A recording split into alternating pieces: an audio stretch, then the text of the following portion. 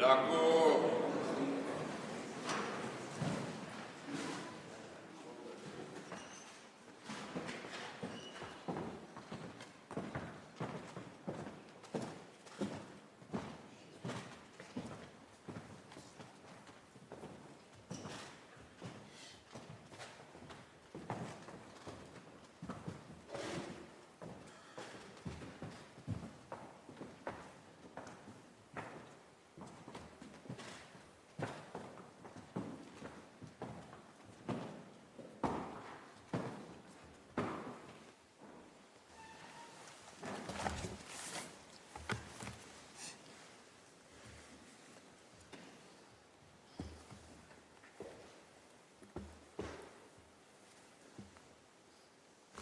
Please be seated. The sitting is open.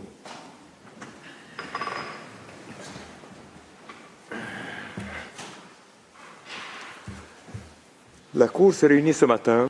The court meets this morning to hear Colombia, Cuba, Egypt, the United Arab Emirates and the United States of America on the questions submitted to it by the United Nations General Assembly on the legal consequences arising from the policies and practices of Israel in the occupied Palestinian territory, including East Jerusalem.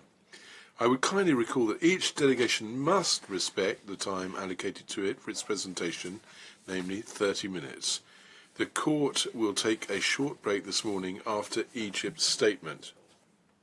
To the representative of Colombia and invite Mrs. Andrea Jimenez Herrera to address the court.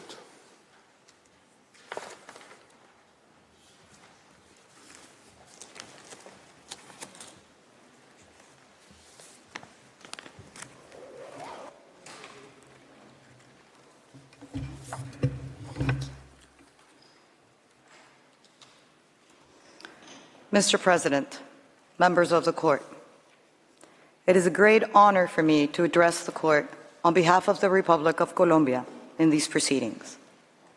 Our presence here today bears witness to Colombia's tradition of respect for international law, but it also reflects Colombia's deep concern about the incidents that regularly occur between the State of Palestine and the State of Israel, exacerbated after the horrific events taking place since 7th October 2023, which have unleashed a cycle of violence that has only worsened an already calamitous situation, causing the death of more than 27,000 civilians and thousands of wounded. Colombia rejects any recourse to violence or unilateral acts that lead to a higher level of confrontation. We also believe that holding states accountable for violating international law, especially when their actions bring about dire humanitarian consequences, is a sign of respect for the rule of law. Colombia has expressed before and reiterates today that the occupation of the Palestinian territory is a violation of international law and is contrary to the principles enshrined in the Charter of the United Nations. Furthermore, as the court itself stated in the construction of a wall opinion, it is clear that both Israel and Palestine have the obligation to abide by international law and to respect and ensure respect for international humanitarian law and human rights law within the occupied Palestinian territory. Both states also need to implement in good faith all relevant Security Council and General Assembly resolutions.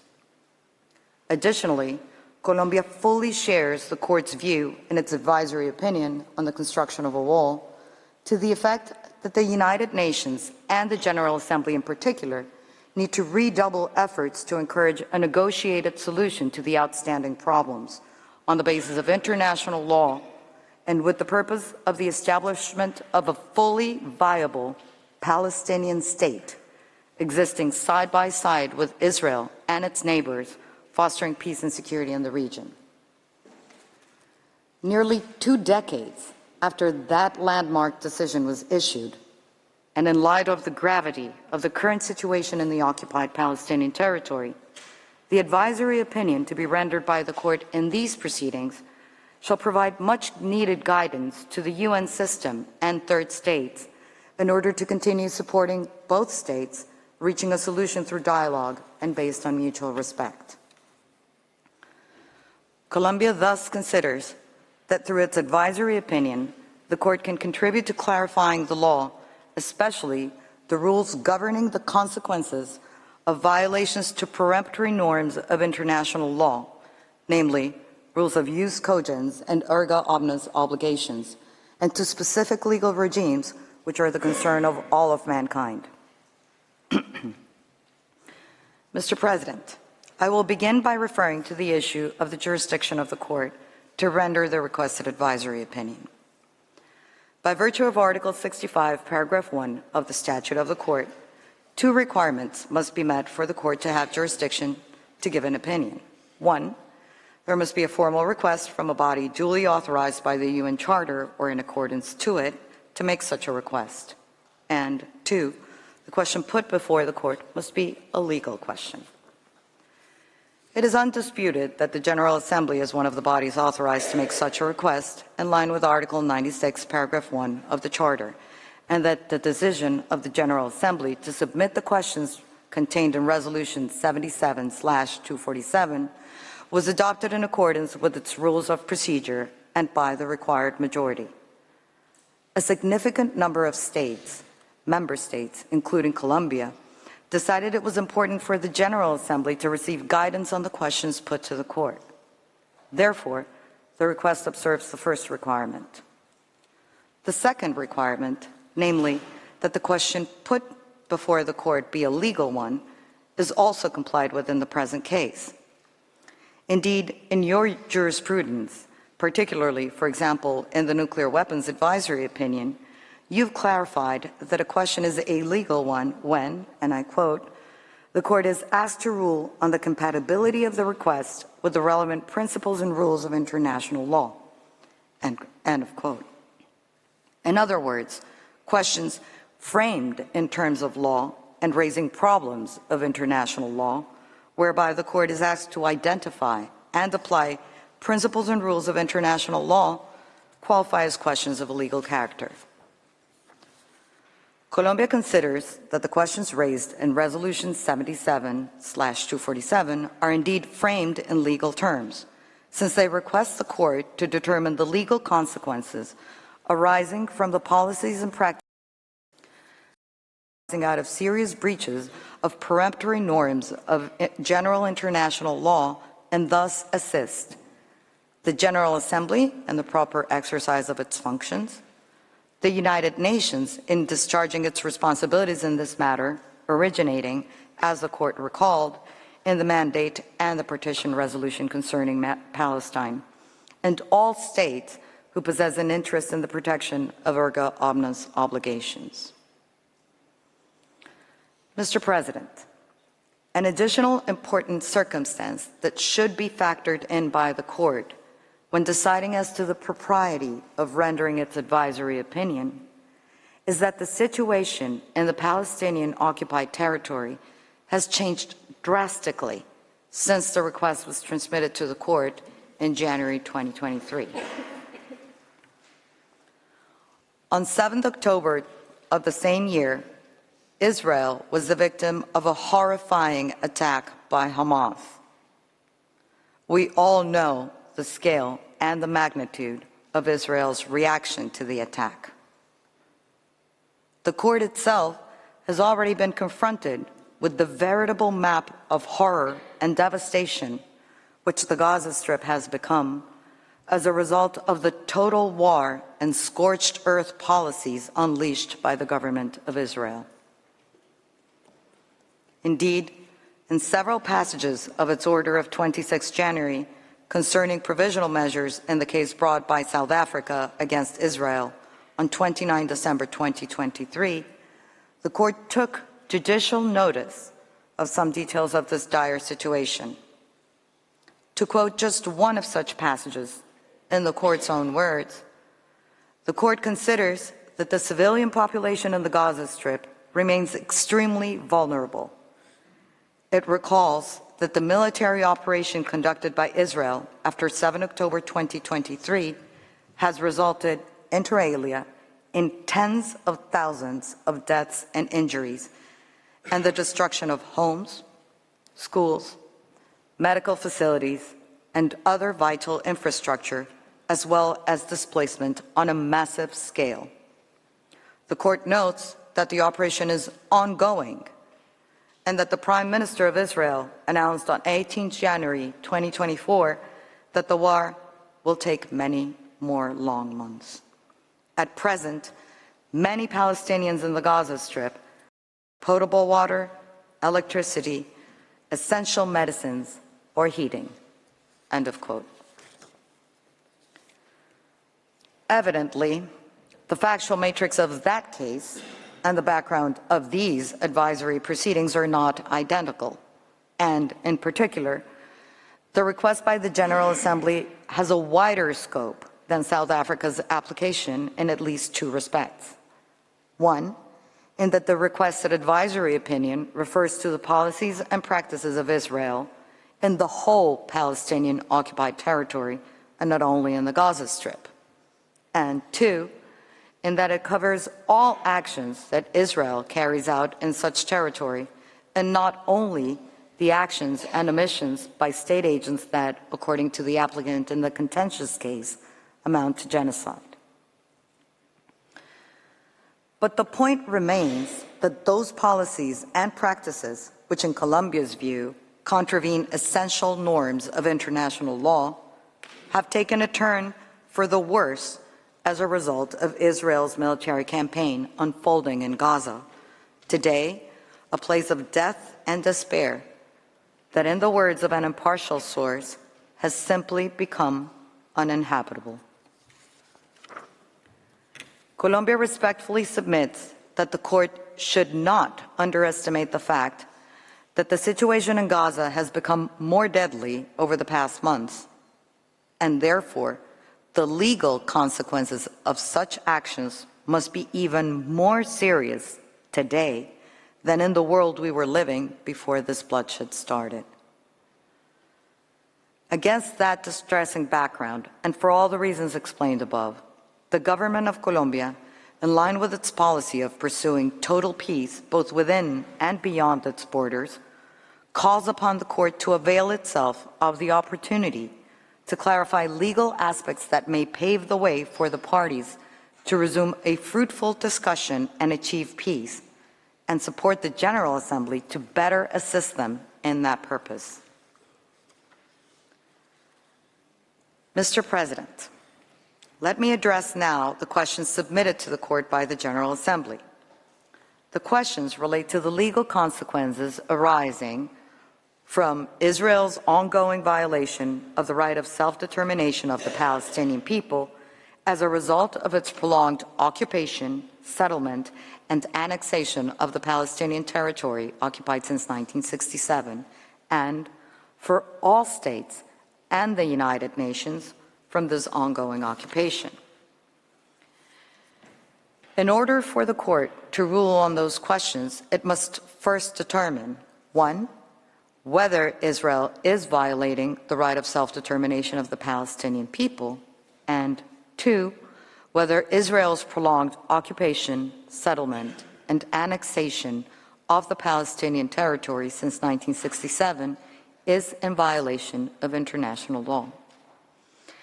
An answer in the affirmative to both questions will then enable the court to address the ensuing legal consequences. With regard to the first issue, as mentioned, in the Wall Advisory Opinion, the court stated that Israel is bound to comply with its obligation to respect the right of the Palestinian people to self-determination, and in doing so, it is obliged to respect international humanitarian law and international human rights law. The General Assembly routinely reaffirms such right by means of an annual resolution on the matter. Regarding the second point, Israel's prolonged occupation and further annexation of the Palestinian territory is in manifest violation of the rule of international customary law, which clearly prohibits the acquisition of territory by force. It also blatantly ignores the UN Charter and the findings of this court in its advisory opinion on the wall case. An occupation that includes the annexation de facto of the occupied territory amounts, in Colombia's view, to an illegal acquisition of territory by use or threat of force and to a denial of the right of self-determination. Furthermore, the occupation violates peremptory norms of general international law. In addition, as the court recalled in its 2004 advisory opinion, Israel's policies and practices involving the establishment of settlements in the occupied Palestinian territory are contrary to the terms of Article 49, Paragraph 6 of the Fourth Geneva Convention, to which Israel is a party. Given that the Israeli occupation has, since its onset, been acquisitive in nature, and consequently its policies and practices in furtherance of that occupation have resulted in imposed persecution, racial discrimination, and apartheid over the Palestinian people, it can only be found to be in breach of various international legal obligations incumbent upon Israel.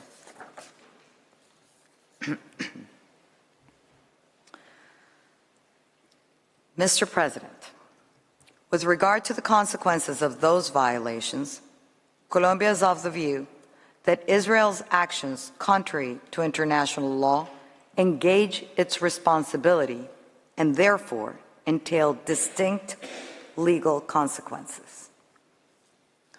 First of all, Israel is obliged to cease its violations and to return to a situation of compliance with the obligations it has breached. Consequently, Israel is bound to put an end to the prolonged occupation, settlement, and annexation of the Palestinian territory. It must do so unconditionally, immediately, and completely. It must seize the continuing internationally wrongful acts and should offer appropriate assurances and guarantees of non-repetition.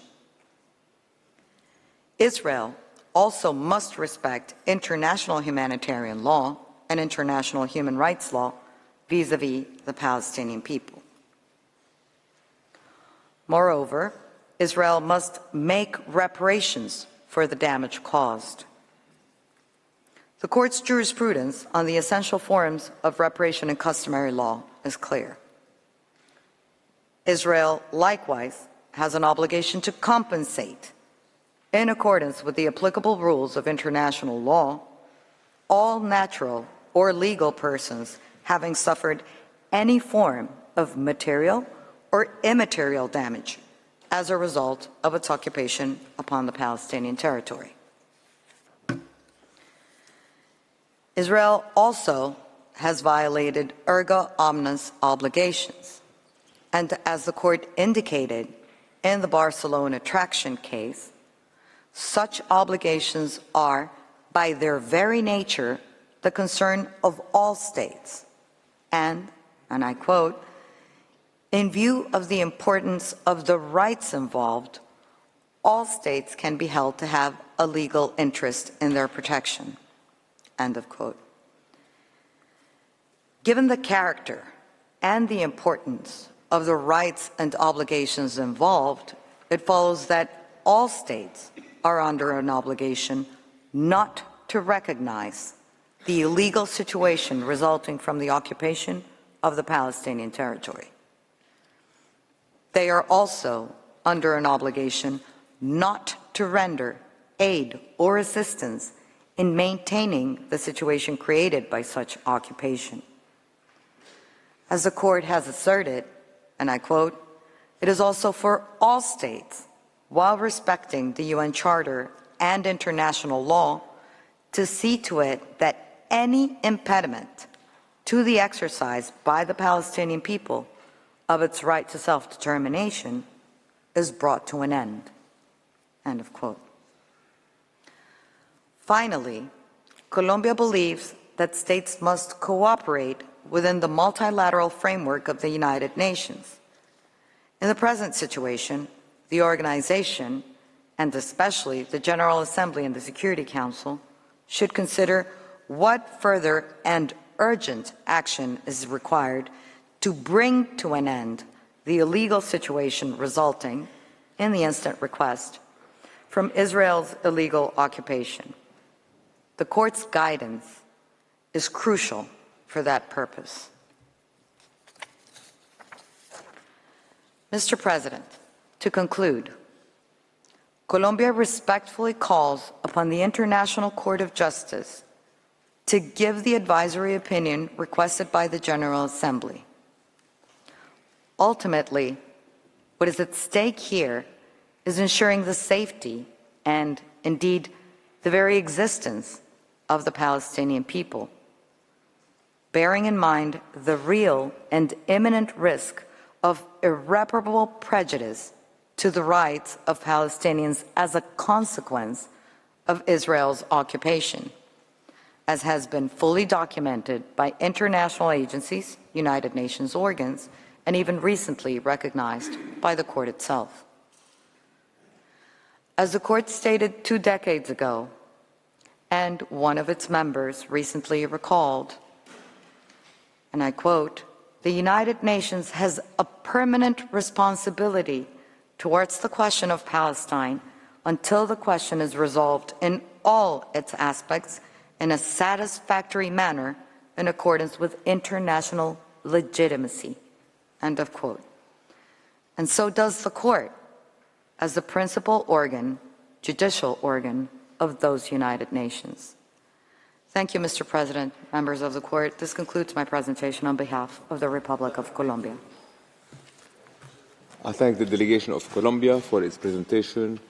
I invite the next participating delegation, Cuba, to address the Court. I call upon Her Excellency Ana Yancy Rodriguez Camello to take the floor.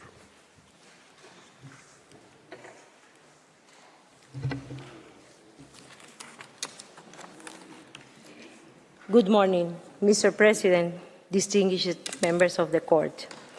It is an honor for me to address you on behalf of the Republic of Cuba. On July 2023, the Republic of Cuba presented its written submissions as part of the advisory opinion on the legal implications resulting from Israel's practices and policies in the occupied Palestinian territories.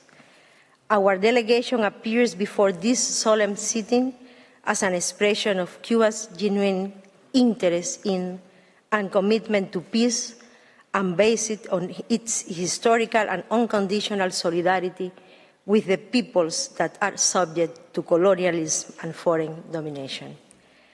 The Palestinian people, its girls, boys, women, and civilian population as a whole, continue to be massacred due to the illegal use of force by Israel, the occupying power.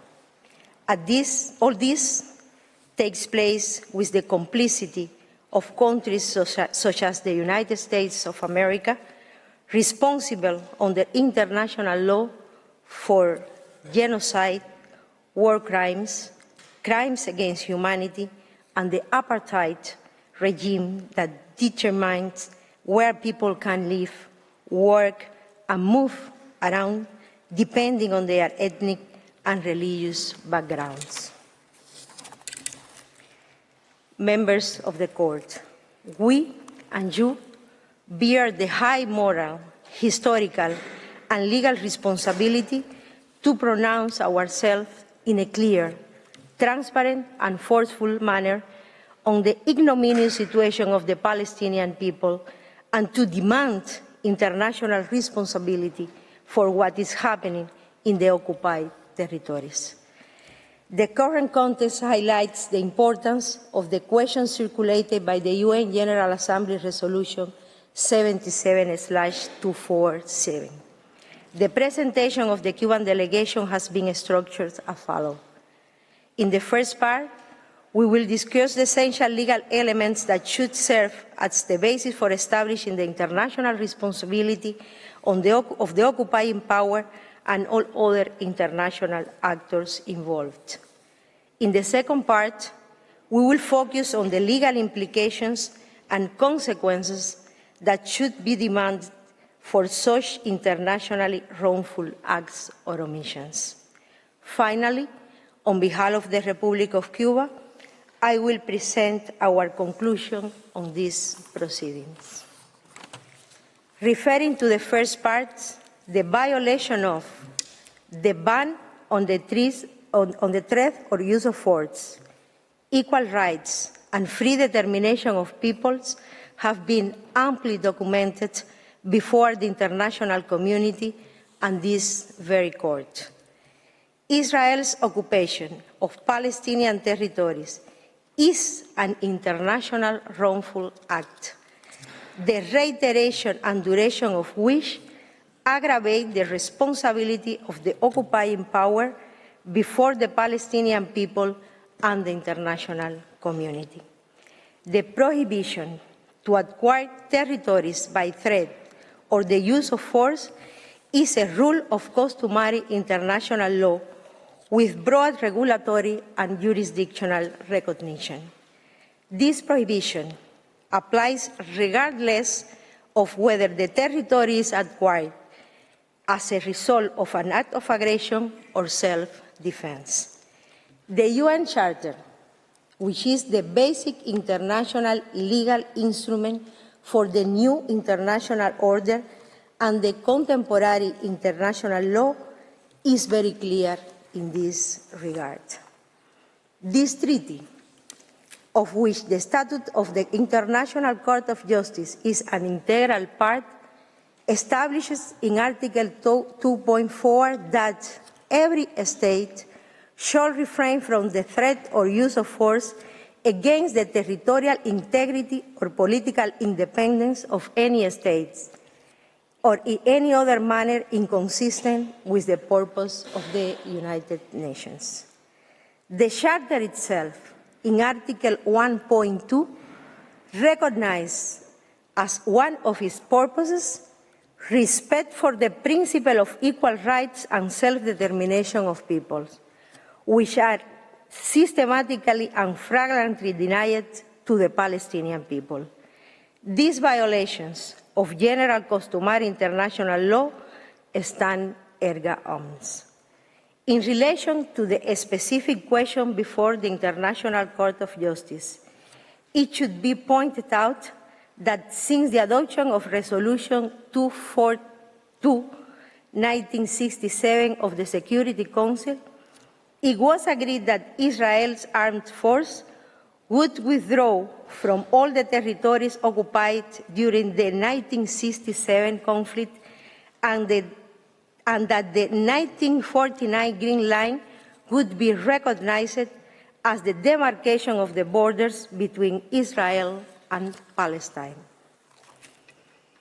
The occupation of the Palestinian territories is also considered as a wrongful act of annexation in accordance with the provisions contained in Resolution 476 and 478 of 1980 and 497 of 1981 of the Security Council, which state that the acts of Israel oriented to the annexation of East Jerusalem and the Golan Heights are null and void and should not be recognized by states. These spurious attempts have also included maneuvers to change the international status of the Holy See of Jerusalem. Some states not only recognize and accord legal status to Israel's policies and practices, but act with complicity and blatant impunity to prevent the international community, including the United Nations, from stopping the ongoing genocide. Under the declaration of the granting of independence to colonial countries and peoples, adopted by UN General Assembly Resolution 1514, the Palestinian people have the inalienable right to determine their own political, economic, and social destiny. This is in keeping with the recognition of equal rights and self-determination of peoples, peremptory norms endorsed in the UN Charter, the Human Rights Covenants, and the Declaration on Principles of International Law concerning friendly relations and cooperation among states in conformity with the Charter agreed upon by UNGA Resolution 2625. The presence of Israeli settlements in the occupied territories, the forced changes to the demography of the Palestinian people through land occupation and forced displacement of people, the construction of the separation wall, the control exercised over their natural resources, and the restrictions imposed on their mobility undermine and deny the ability of Palestinians to exercise their right to self-determination. Israel is also in violation of Resolution 242/1967 of the Security Council and the Oslo Accords. These agreements state that no party shall commence or take any step that would modify the status of the West Bank and the Gaza Strip pending to the outcome of negotiations on the permanent status.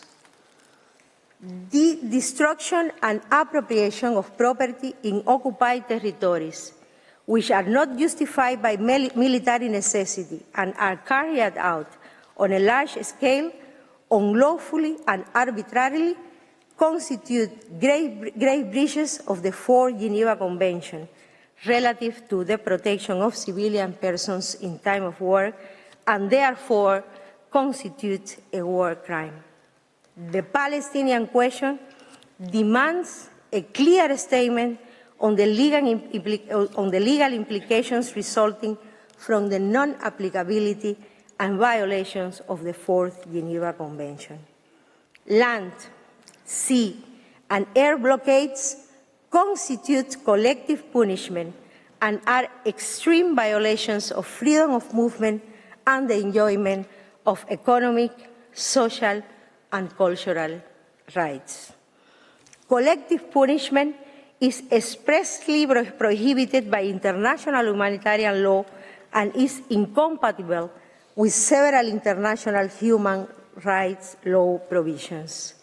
The written submission presented by Cuba to this court provides well-documented evidence, particularly the serious violations of the Convention on the Prevention and Punishment of the Crime of Genocide. The genocide against the Palestinian people is not limited to the current stage of the extermination war by Israel. All this with the complicity of the United States of America, which prevents the international community from acting to protect the Palestinian people. The justification for fighting terrorism and exercising the right to self-defense are deceitful when they are raised by the aggressors themselves. The legal consequence of current and past events should not be analyzed in a fragmented manner. Taken as a whole, this institutionalized violence, which makes no distinction between civilians and combatants, is part of a broader policy that also includes, in a systematic and organized manner, massive confiscations of land and property, unlawful killings, extrajudicial executions, torture, administrative detentions, forced transfers, restriction on movement, and the denial of nationality and citizenship to the Palestinian population. There is also a discriminatory economic and cultural policy aimed at impoverishing the Palestinian population and denying the realization of their fundamental human rights. The International Court of Justice should make a general assessment of this situation so as to determine the legal implications resulting from it. In this regard, the Republic of Cuba believes that rather than an obvious apartheid regime situation prosecuted as a crime against humanity, this is indeed an act of low-intensity genocide that is perpetrated with systematic and effective cruelty. To qualify Israel's action merely as acts of apartheid would leave out the implicit intention to exterminate the Palestinian people, either in part or as an ethnic and religious group to whom the right to self-determination is denied. In case there was any doubt about the arguments that Cuba presented to the court in its brief, the current situation that is taking place in the eyes of all confirms the ongoing genocide. Innocent victims, girls, boys, women, civilians in general, numbers in the thousands. For the Genocide Convention to apply, the life of one single victim or the incitement, attempt, or conspiracy to commit such acts would be enough. The Convention Against Genocide also punishes the accomplices and instigators, those who veto decisions and prevent the international community and the United Nations from taking action, those who oppose an immediate ceasefire and the delivery of humanitarian aid, those who, for years, have supported each and every one of the policies and practices of Israel, the occupying power, which deny the existence of the Palestinian people and their rights. This agenda, to a large extent, has advanced in the course of time. We are convinced that this court should not wait for the complete extermination of an entire nation before ruling on the matter. That was the intention of the UN General Assembly in requesting the advisory opinion. The terrible situation currently facing the Palestinian people is a reminder of the urgency of a clear and consistent statement on the questions submitted to the consideration of the court. Israel, the occupying power, and its allies must take responsibility for the legal implications resulting from the sustained non-compliance with the international law. Consequently, the analysis of the international responsibility of Israel should go hand in hand with the responsibility of the United Nations and the member states that hinder its actions, creating by sustained and continued omission an international wrongful act that aggravates and worsens a clear situation of violation of international law in the Palestinian occupied territories. There should be a clear and unanimous ruling by the court that impartially and independently establishes the legal implications resulting from depriving the Palestinian peoples from their fundamental rights, including the right to life, freedom, and self-determination. Mr. President, members of the courts, related to the second part, added to the aforementioned international violations, there is the indolent attitudes of Israel, the occupying power, of ignoring the numerous resolutions and decisions adopted by the UN General Assembly, the Security Council, and the International Court of Justice. In this regard, and without intending to cover all issues, our brief to the court contains a report on the violations of the aforementioned provisions. In line with the foregoing and all other relevant opinions that may be contributed by other states, the main legal implication from this violation, resulting from this violation of international law, should be the declaration of the international legal responsibility of Israel, the occupying power, and its accomplices. All this based on the series of conventional and customary primary rules of international law that have been violated by Israel. Likewise, the aforesaid responsibilities and legal consequences must be established for Israel and its accomplices, in accordance with the secondary rules of state responsibility for internationally wrongful acts contained in the draft articles of the International Law Commission as reflected in document A5610. It would be appropriate for the Court to provide in its advisory opinion that the international responsibility of Israel covers all illicit acts or omission of its state bodies, and those executed by persons or entities exercising powers of public authority, acting in the absence of official authorities or under the guidance or control of the occupying power.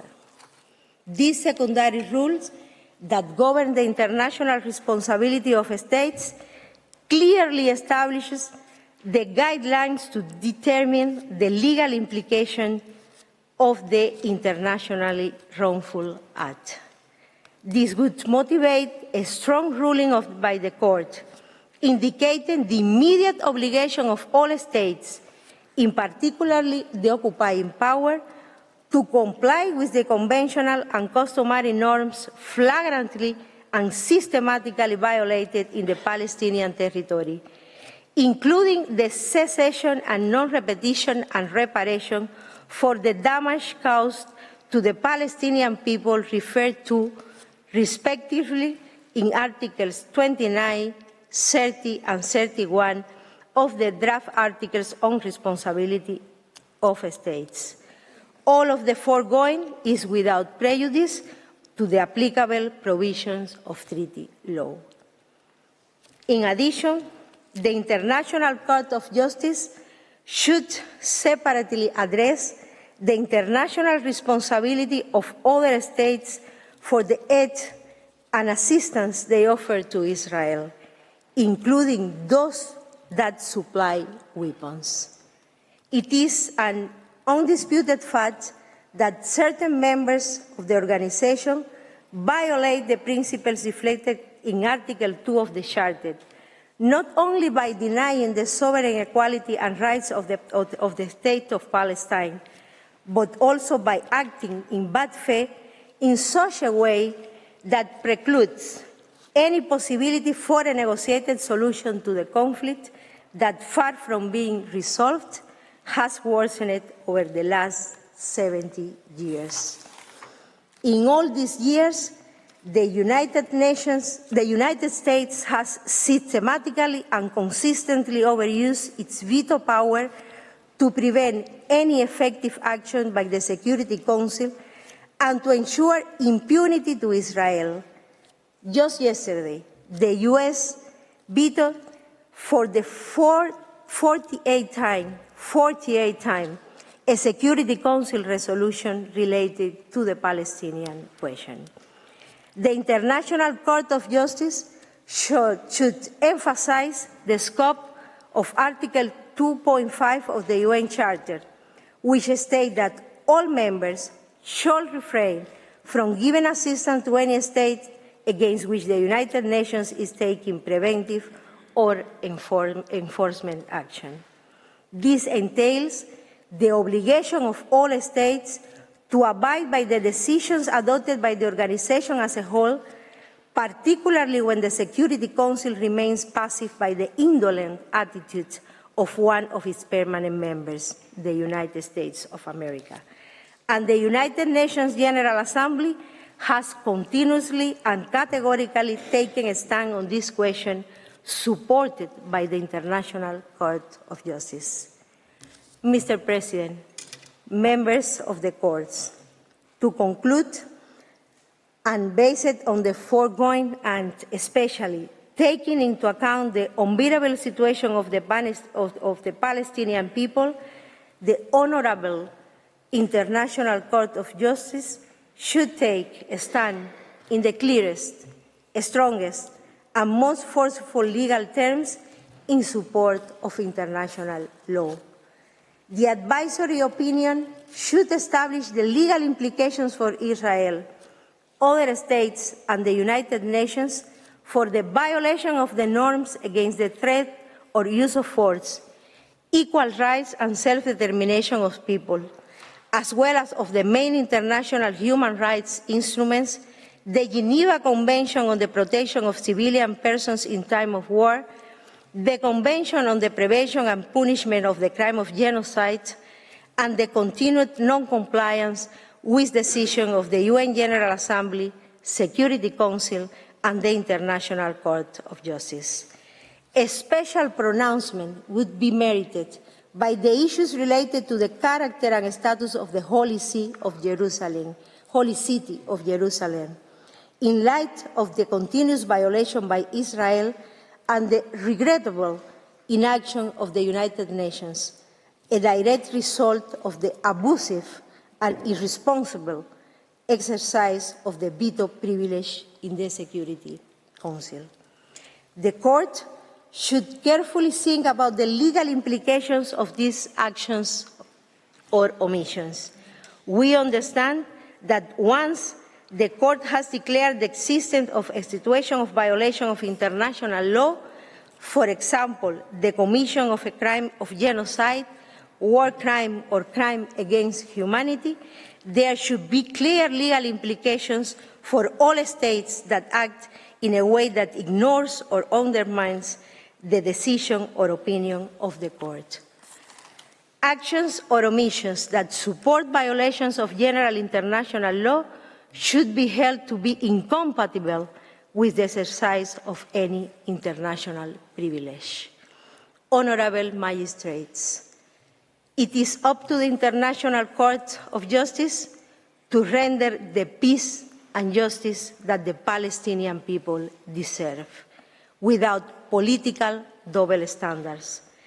That is the reason why the delegation of the Republic of Cuba respectfully requests the prompt issuance of an advisory opinion against the many years of genocidal impunity, clearly stating the international implications and responsibilities of those who, in one way or the other, contribute to the extermination of the Palestinian people. The international community requires a pronouncement that makes it clear to those responsible that today they may use their force against the innocent civilians, but this force will not be enough to spare them from justice. I thank you very much. I thank the delegation of Cuba for its presentation. I invite the next participating delegation, Egypt, to address the court and call Ms. Jasmine Musa to the podium.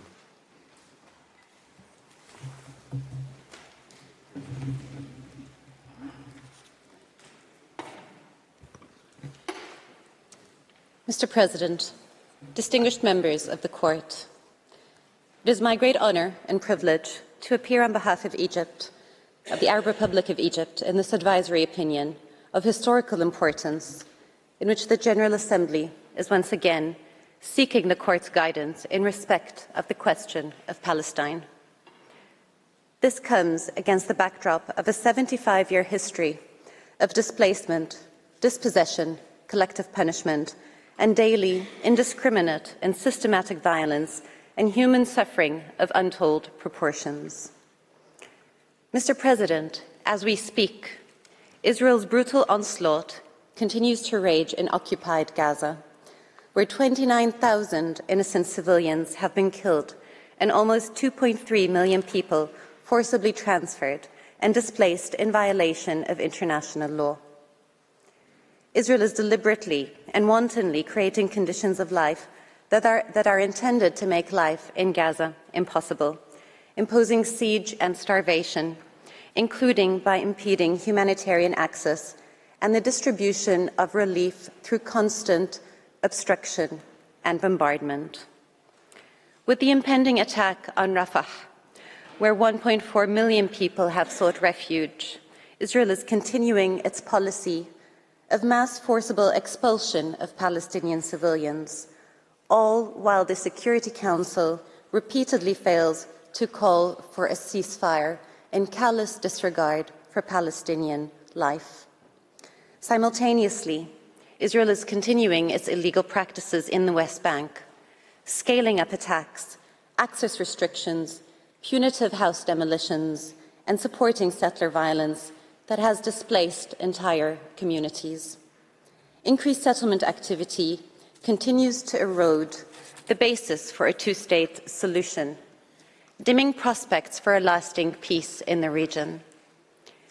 These ongoing, grave violations of international law by Israel, the occupying power, are part of a wider policy that seeks to dispossess the Palestinians of their land and assert Israeli sovereignty over it. This is manifestly illegal and renders the occupation as a whole unlawful.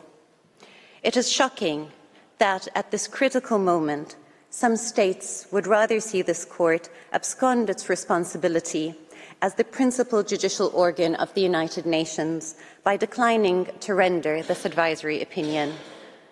What message does this send about these states' respect for international justice and the rule of law? Mr. President, I will focus my statement on four main points, namely, number one, the court's jurisdiction and competence, the legal framework for assessing Israel's prolonged and illegal occupation, which violates non-derogable principles of international law, the purported justifications of self-defense or military necessity, and finally, I will conclude on the legal consequences and a summary of Egypt's submissions.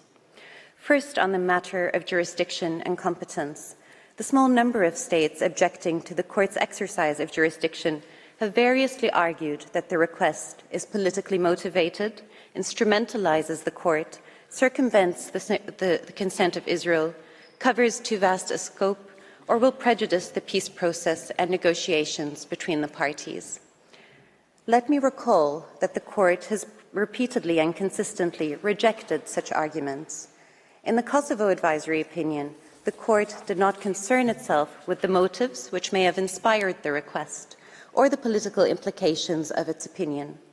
Since the General Assembly is duly authorized under Article 96(1) of the UN Charter and brought forth its request through a validly adopted resolution, the request, in the court's own words, in principle, should not be refused.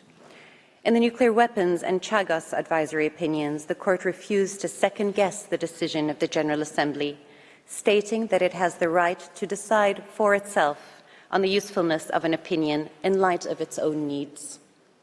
Distinguished members of the court, the General Assembly has turned to this august court with what is manifestly a legal question, seeking a legal answer that would indisputably assist in discharging its functions. Allow me to recall that this very court, in the Wall opinion, affirmed the UN's permanent responsibility for the question of Palestine until such time as it may be resolved in all its aspects in a satisfactory manner in accordance with international legitimacy. In the Wall opinion, the court found no merit in the proposition, echoed by some in these proceedings, that the ongoing negotiations constituted a compelling reason to decline its competence. It reached a similar conclusion in the nuclear weapons advisory opinion after noting that its opinion would have relevance for the continuing debate on the matter in the General Assembly and would present an additional element on the matter. Indeed, rather than prejudicing the peace process, the present advisory opinion serves not just as an additional element, but rather an essential one for the General Assembly to continue to carry out its role in relation to the Palestinian-Israeli conflict. This is absolutely critical, given the complete absence of any real prospect for a peaceful solution. The court could not possibly turn its back on this wealth of jurisprudence or disregard the many compelling reasons for it to honour the General Assembly's request.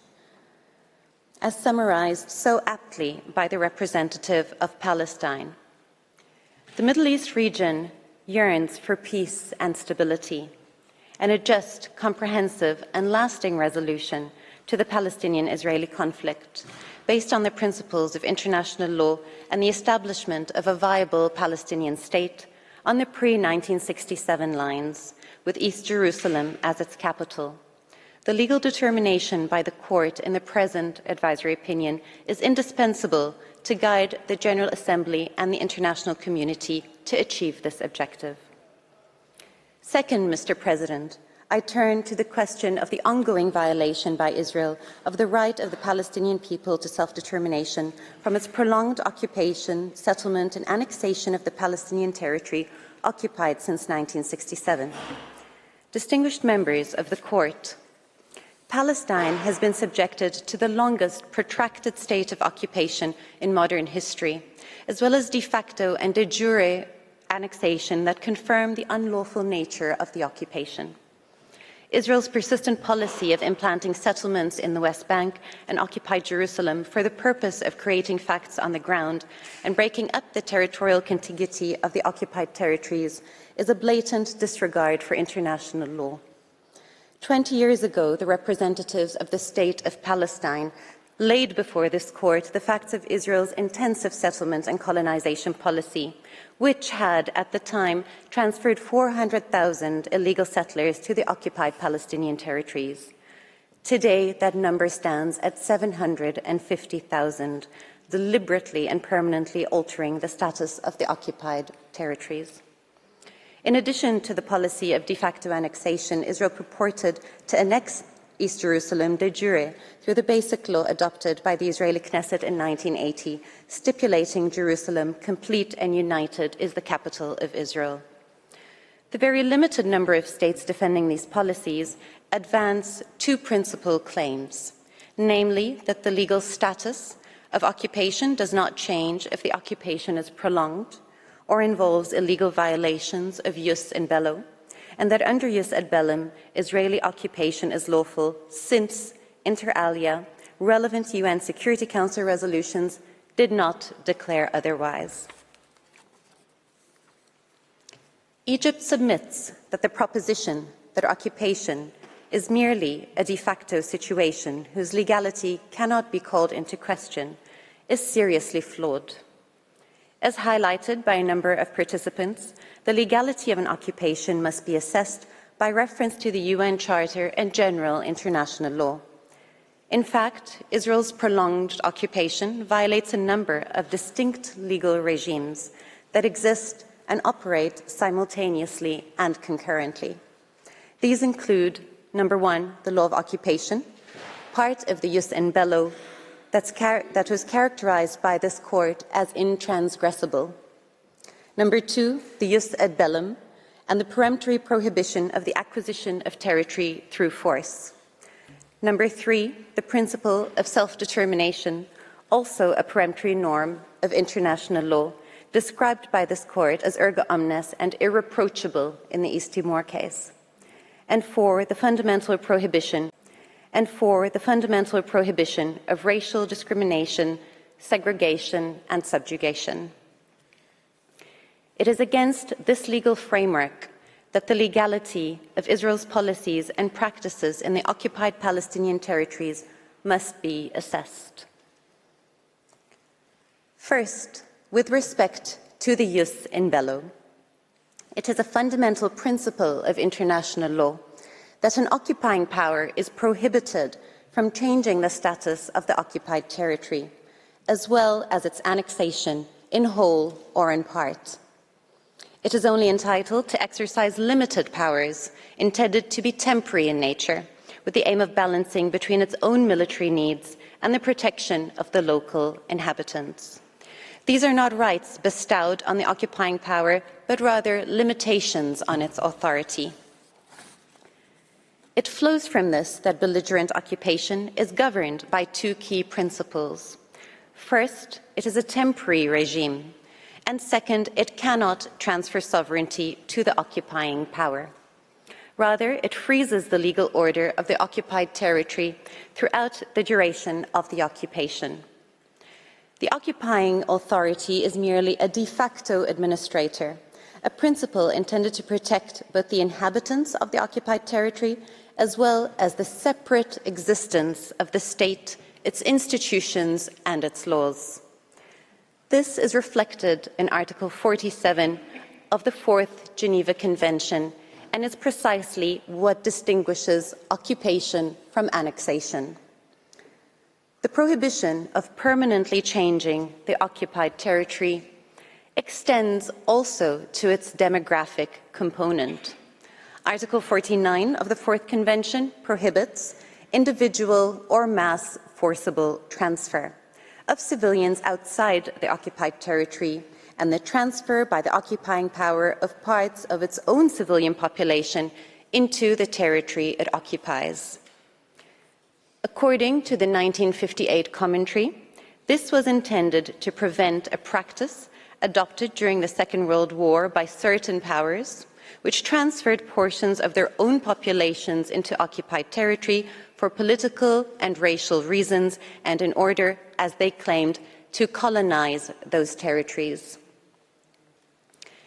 As demonstrated in Palestine's statement, there is overwhelming evidence that Israeli support for and maintenance of settlements is intended to permanently alter the demographic composition of the occupied Palestinian territory and extend Israeli sovereignty over it.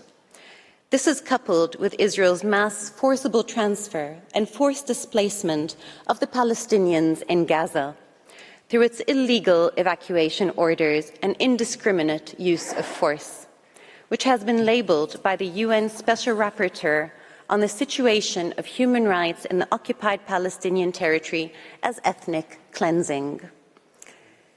It should be highlighted that Article 49 not only prohibits forced transfers, but also, in the court's own words, and I quote, "Any measures taken by an occupying power in order to organize or encourage transfers of parts of its own population into the occupied territory."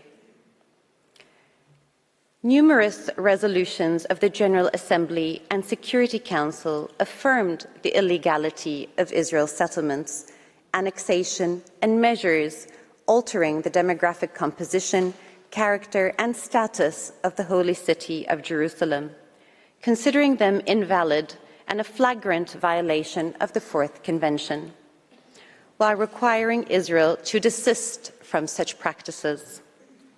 Security Council Resolution 298 stated, and I quote, "All legislative and administrative actions taken by Israel to change the status of the City of Jerusalem, including expropriation of land and properties, transfer of population, and legislation aimed at the incorporation of the occupied section, are totally invalid and cannot change that status." The Council also declared in relation to Jerusalem in Resolution 478 of 1980 that Israeli legislative and administrative measures are null and void and must be rescinded forthwith. Israel remains in defiance of these and subsequent resolutions, including Resolution 2334 of 2016 and numerous General Assembly resolutions, in addition to the provisions of the Geneva Conventions previously described. Israel's prolonged military rule and its strategic settlement policy, considered a national value under Israeli legislation, is essentially a systemic de-Palestinianization of the occupied territory, including Jerusalem, to change its demographic characteristics and enhance its Jewish component, thereby achieving the de jure and de facto annexation of that territory. This leads to the conclusion that Israeli occupation is, in fact, an illegal annexation, conquest, and de facto colonial endeavor. Mr. President, the second legal principle by which the legality of Israel's occupation is to be assessed is Article 2.4 of the UN Charter, which prohibits the acquisition of territory through force, one of the most fundamental principles of the post-UN Charter era. The vast majority of states participating in these proceedings submit that Israeli occupation, by virtue of its permanence, de jure and de facto annexation, manifestly violates the principle of inadmissibility of acquiring territory through force. Only one state has attempted to justify Israel's actions by contesting the Palestinians' title to the occupied territories and justifying Israel's territorial expansion as the product of a defensive war. Egypt submits that these claims have no basis in fact or in law, and seek to derail the court by raising issues outside the temporal scope of this request. They are reminiscent of the archaic international law of the 19th century that justified territorial conquest through denying the sovereign status of colonized peoples, relegating them to the realm of terra nullius. There is also no support for the proposition that Israel was acting defensively in 1967. International law recognizes neither preemptive nor preventive self-defense, and the terms of the UN Charter on this matter are clear, requiring an armed attack to occur in order to trigger the right of self-defense. Israel's attack in 1967 was therefore not a defensive but an aggressive war. Even if the claim of self-defense were valid, which clearly is not the case, a decades-long occupation is not reconcilable with the customary international law conditions of necessity, immediacy, and proportionality. In any event, the issue is a moot one, as it is universally recognized that a state may not gain title to territory through any use of force, regardless of its purported legitimacy. These claims also find no basis in Security Council Resolution 242, which unequivocally recognized the inadmissibility of acquiring territory through force, demanding Israel's withdrawal from territories occupied in the recent conflict, and emphasizing the duty of all states to act in accordance with Article 2.4 of the Charter. Resolution 242 was reaffirmed by Resolution 338, while the inadmissibility of territorial acquisition through force was confirmed in at least 9 subsequent Security Council resolutions. In fact, Resolution 471 clearly stated, as far back as 1980, the overriding necessity to end the prolonged occupation of the Arab territories occupied by Israel since 1967, including Jerusalem. In Egypt's view, it is clear that under international law, the territorial status of the West Bank, including Jerusalem and the Gaza Strip, cannot lawfully be altered through armed conflict. Israel's protracted occupation, which is coupled with measures to permanently change the demographic characteristics of the occupied territory and annex part of the land de facto and de jure in violation of the cardinal principle of the prohibition of the acquisition of territory through force, is therefore illegal per se and an ongoing violation of international law. Distinguished members of the Court, the third legal principle against which Israel's conduct must be assessed is self-determination. Egypt submits that Israel's indefinite occupation amounts to a nullification and denial of the Palestinian people's inalienable right to self-determination. It is indisputable that this right, enshrined in Article 1.2 of the UN Charter and both human rights covenants, is a cardinal principle in modern international law. Its erga omnes character, confirmed by the court in the East Timor case, entails that all states and international organizations have a legal interest and a duty in respecting and protecting this right. This court already affirmed in the Wall advisory opinion the applicability of this right to the Palestinian people. Mr. President, Israel's indefinite occupation of the Palestinian territories is, as a whole, inconsistent with the principle of self-determination and breaches three salient aspects of this principle. First, it obstructs the Palestinian people from freely determining their political status, achieving independent statehood, sovereignty, and the right of return. Second, it deprives Palestinians of their right to pursue their economic, social, and cultural development. In gross breach of international law, Israel restricts Palestinians' access to Jerusalem's Christian and Muslim holy sites, notably Al-Aqsa Mosque, wantonly depletes Palestinian natural resources, imposes access restrictions to Area C, and obstructs the movement of goods and people between the West Bank and Gaza, stunting Palestine's economy and impeding the geographical unity of the State of Palestine. Third, the fragmentation and dismemberment of the occupied territories through Israel's settlements policy, the wall, and measures of de facto and de jure annexation are a blatant violation of the fundamental principle of the integrity of the self-determination unit. The territorial unit of Palestine includes both the West Bank, including the holy city of Jerusalem, and the Gaza Strip. Although Israel withdrew its forces from Gaza in 2005, it still retains effective control by, inter alia, exercising complete control over Gaza's airspace and territorial waters, the flow of people and goods in and out of Gaza, the Palestinian population registry, the tax policy, and transfer of tax revenues. Israel's continuing military incursions into Gaza, including the ongoing brutal assault, indicate Israel's continuing authority over the territory. Together, the West Bank and Gaza constitute a single territorial unit. This has been confirmed by numerous Security Council resolutions which refer to Gaza as an integral part of the territory occupied in 1967 and of the Palestinian state under the two-state solution.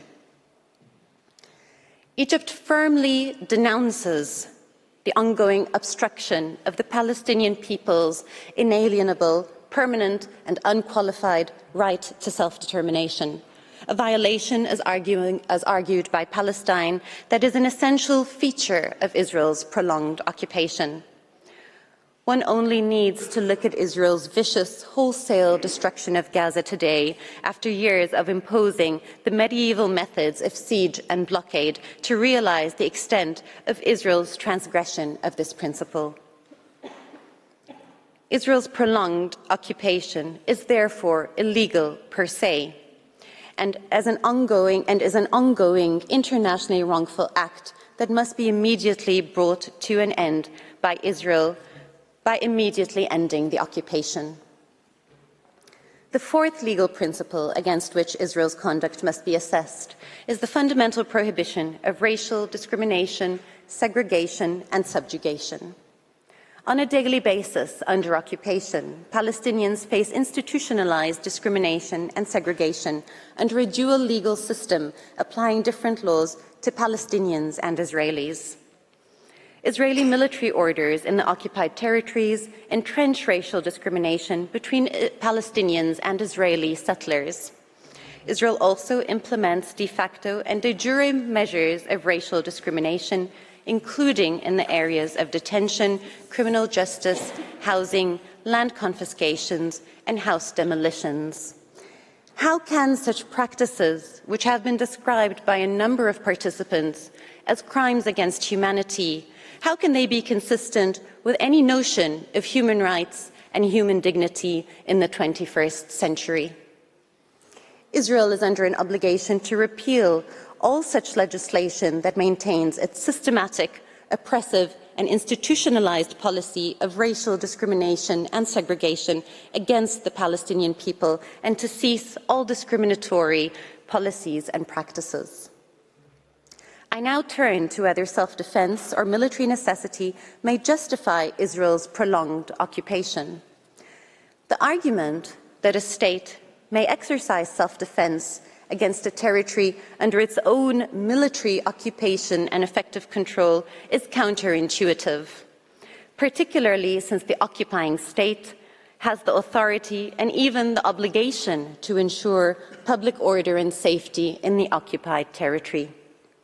In the Wall Advisory Opinion, this Court found that Article 51 of the Charter, which recognises the inherent right of self-defence, had no relevance, as the acts invoked by Israel were acts arising out of the occupied Palestinian territory, which is under Israeli effective control and not imputable to another state.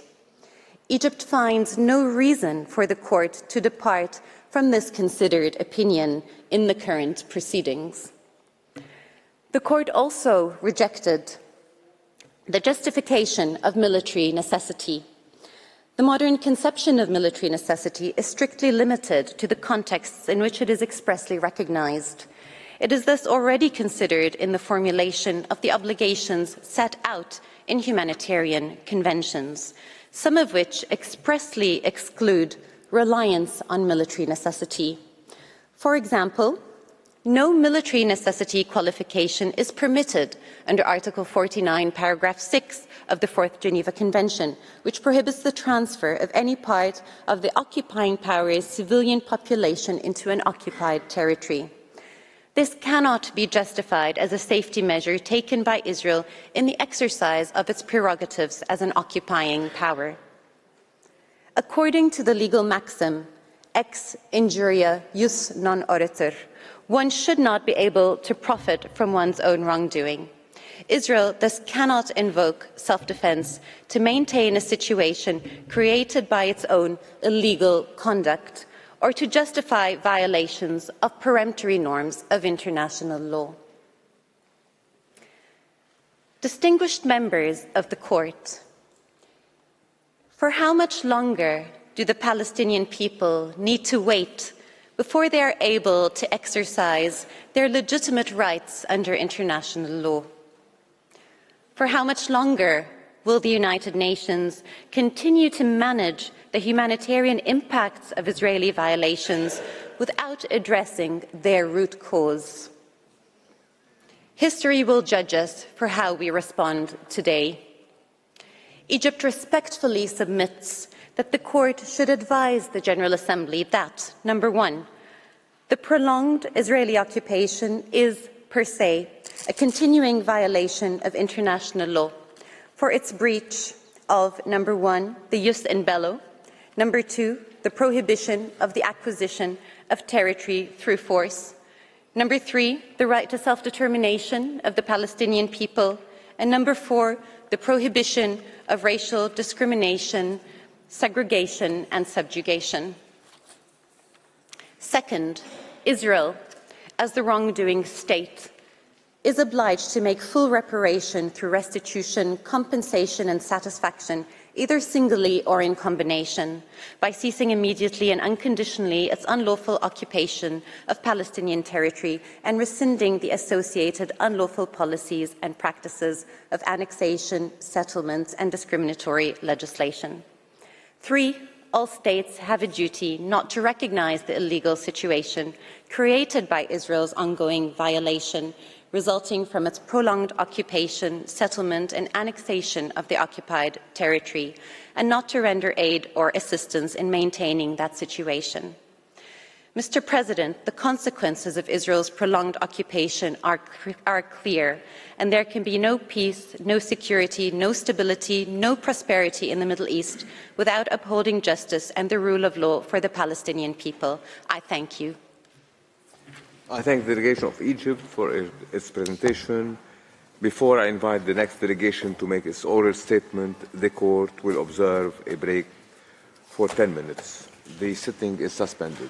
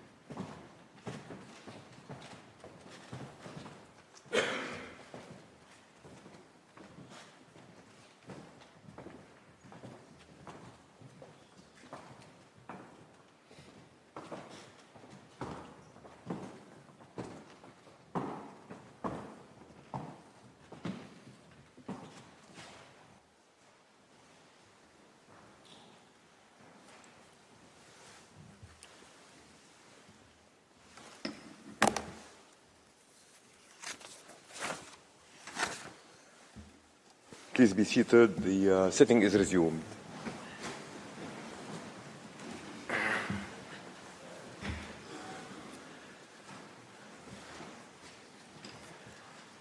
I now call upon the delegation of the United Arab Emirates to address the court and invite Her Excellency Lana Nusaybi to take the floor.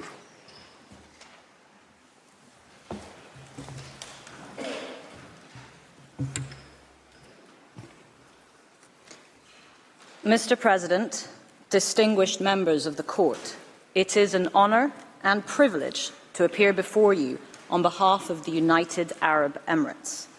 The gravity of the situation we are called to address has compelled the UAE to participate in advisory proceedings for the first time in its history. Allow me to begin by affirming the UAE's recognition of the importance of the Court's advisory function in clarifying applicable legal frameworks contributing to peaceful relations between states. This is critical at a time of growing polarization over when and how international law is applied. International law cannot be an à la carte menu. It must apply equally to all. And it is all the more essential in the long shadow cast by the Palestinian question, an injustice that has persisted for more than 7 decades, and which implicates the most fundamental principles of the international system, of self-determination, of human rights, and of our most basic and universal yearning for peace, justice, and freedom. By responding to the General Assembly's request to render an advisory opinion, the Court will tangibly assist the Assembly's proper exercise of its functions in relation to the question of Palestine. It will also contribute to achieving a peaceful and just resolution of the conflict, included in the preservation of the parameters of the two-state solution, to which Member States have collectively subscribed. This is vital not only for Palestinians and Israelis, but for peace and stability in our region and beyond. The UAE strongly believes that the only path to that just and lasting peace is through the fulfillment of the long-denied right of the Palestinian people to self-determination, with an independent and sovereign Palestine based on the 1967 borders, with East Jerusalem as its capital, living side by side with Israel. That right to self-determination and the duty of every member of the international community to cooperate in its fulfillment was expressly recognized in this Court's advisory opinion of 2004. Mr. President, rather than repeat the UAE's written statement of July 2023, I will elaborate on 5 key points here today. My first point addresses the significance of this advisory opinion to the realization of the two-state solution. In so doing, I wish to respond to the claim that in providing an advisory opinion, the Court would hinder the negotiating process. I will then direct my second submission to the deteriorating situation in the occupied Palestinian territory since the written stage of these proceedings. Third, I will devote some time to East Jerusalem and Israel's violations there, including its annexation of territory and its undermining of the legal and historic status quo. Israel's violations in the West Bank, in East Jerusalem, and in the Gaza Strip imperil the two-state solution. The conclusion that flows from these violations is that Israel's occupation is illegal. This will be my fourth point. Finally, I will focus on the consequences of Israel's unlawful actions for Israel, for all states, and for the United Nations. I will now address the first point, the two-state solution. The General Assembly and the Security Council, through dozens of resolutions, have entrenched the two-state solution as the basis for peace. This vision necessarily includes the Gaza Strip as part of the Palestinian state, as reaffirmed most recently by the Security Council in Resolution 2720 of 22 December 2023. The viability of this vision of peace and of an independent Palestinian state are imperiled by Israeli violations that are the subject of the present proceedings. Since the General Assembly's request to the Court in December 2022, these violations and the level of violence have risen sharply. We convene today while Israel's grave violations against Palestinians persist with impunity, 4 months into its military operation in Gaza and following 4 failures by the Security Council to call for a ceasefire. Meanwhile, an increasingly brutal Israeli regime of systemic subjugation in the West Bank compounds Palestinian suffering. The horrors that have unfolded over the last few months, the 7th of October attack on Israel, the destruction of the Gaza Strip, and the oppression in the West Bank underscore the desperate need for realizing the two-state solution. In the context of this grim reality, the Court's advisory opinion is appropriate, it is urgent, and it is necessary. Far from prejudicing the negotiating framework, the Court's opinion will reinforce the contours of the two-state solution. Indeed, that solution must be consistent with international law. In the Wall opinion, the Court recognized that a negotiated solution and the establishment of a Palestinian state alongside Israel must be on the basis of international law. This is also what the Security Council reaffirmed most recently in Resolution 2720. These pronouncements make clear that a negotiating process could not and must not lead to a result that is contrary to international law. And it is self-evident that a negotiating process that results in the contravention of peremptory norms of general international law would be void. By their very nature, peremptory norms are non-negotiable. The fact that a solution is negotiated does not mean that it should not be principled. By responding to the questions posed by the General Assembly as regards Israel's violations and their consequences, the Court will be advising on legal questions directly relevant to the two-state solution. In so doing, the Court will aid efforts to realize the right of the Palestinian people to self-determination. This could not be more pressing. Moreover, as the State of Palestine observed in its oral statement on Monday, the Court's exercise of its advisory function can and has served to advance deadlocked negotiations, as occurred with its Chagos opinion. There is a similar need for the Court's advice on the Palestinian question, which is characterized by prolonged stalemate and frustrated negotiations, while Israel continues to change facts on the ground.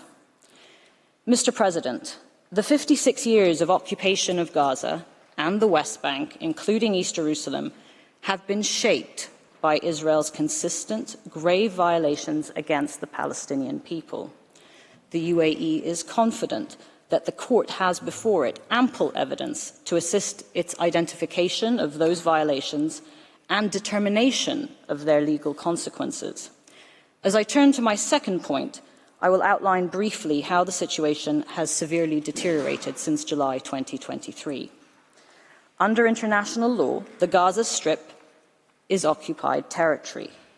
Gaza is also one of the most densely populated places on Earth.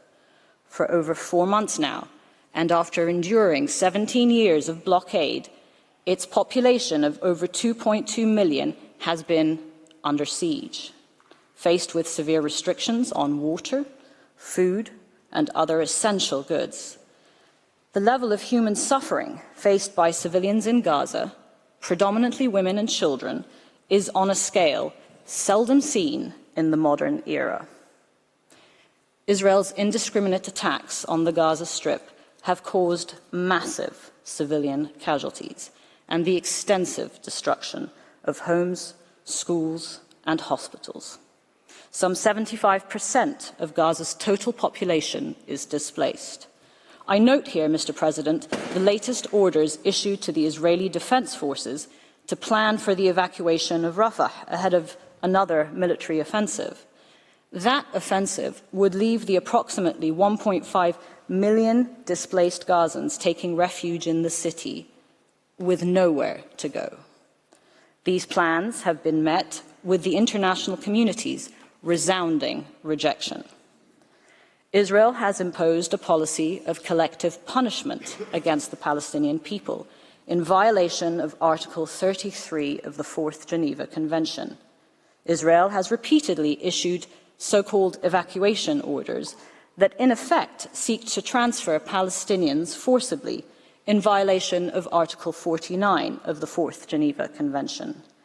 Israel has also failed its duty of ensuring the food and medical supplies of the population in Gaza in violation of Article 55 of the Fourth Geneva Convention. Israel has further failed to protect the wounded and the sick in violation of Article 16 of the Fourth Geneva Convention. Each passing day is met with further violations of international humanitarian law. And while the eyes of the world are trained on its brutal military operation in Gaza, Israel's violations in the West Bank have intensified.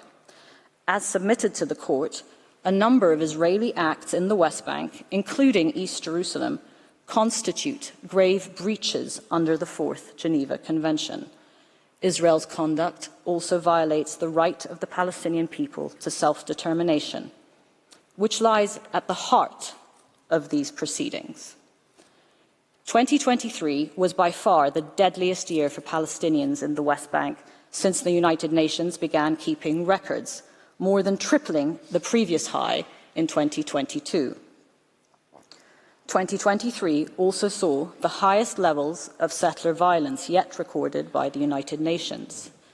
The freedom of movement of Palestinians has been severely impacted, including for Palestinian farmers seeking to harvest their lands in the West Bank. Demolitions of Palestinian property have also reached their highest levels. This puts into stark relief the magnitude of this latest iteration of the Israeli settlement enterprise that erodes key components of the Palestinian people's right to self-determination, including the denial of access to ancestral lands and control over natural resources. In addition, there has been an intensification of Israeli settlement construction that undermines the viability of the two-state solution. According to the Secretary-General, 2023 saw the highest reported level of Israeli approvals and support for settler housing in the West Bank, including East Jerusalem. I raise these recent developments to underline that the violations at the core of the questions posed by the General Assembly are not static. After decades of violent dehumanization, dispossession, and despair, the breaches resulting from the Israeli occupation in all parts of the occupied Palestinian territory are worsening at an alarming pace. I will now focus on Israel's long-standing violations in East Jerusalem. Jerusalem is a city of unique cultural and religious depth and texture that has occupied, through history, a place at the crossroads of cultures and civilizations. The city of Jerusalem has the unique feature of being sacred for all three Abrahamic religions and is home to a host of holy places. This feature has put a special imprint on the city's character, and the international community has accordingly underlined the need to preserve Jerusalem's unique spiritual and religious dimensions. If Jerusalem has, throughout its long history, represented one thing, it is tolerance. In the words of UNESCO, more than any other place in the world, Jerusalem embodies the hope and dream of dialogue between cultures, civilizations, and spiritual traditions, a dialogue through which mutual understanding between peoples may flourish. Such is the unique historical nature of Jerusalem that an Israeli official once cautioned that anyone depriving Jerusalem of these contrasts, anyone upsetting the equilibrium by trying to make one factor predominant over another, would make Jerusalem cease to be herself. Jerusalem is a place of enormous significance to hundreds of millions of people worldwide. On account of their artistic, religious, and historical value, the Old City and the holy places are of exceptional importance to all humanity. Jerusalem's unique character has given rise to specific legal obligations as regards the rights of religious communities, including specific guarantees of access to the Christian, Jewish, and Islamic holy places.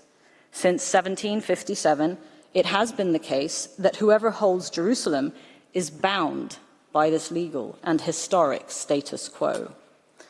As early as 1948, the Security Council urged all governments and authorities concerned to take every possible precaution for the protection of the holy places and of the city of Jerusalem, including access to all shrines and sanctuaries for the purposes of worship.